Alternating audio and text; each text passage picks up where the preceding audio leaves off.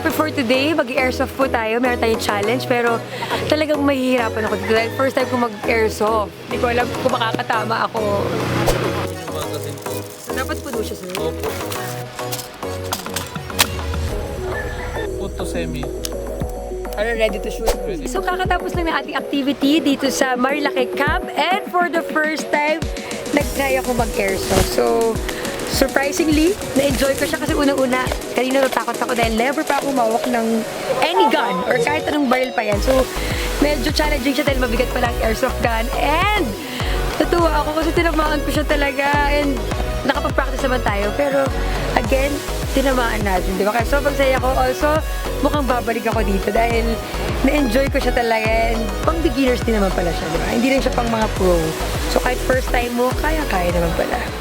Kaya sa mga kapuso nating on the go, tutukan nyo ang live stream ng ating programa sa official accounts ng GMA Network, pati na rin sa YouTube at Facebook. At mag-comment din kayo ha, sa ating mga kwentong amazing.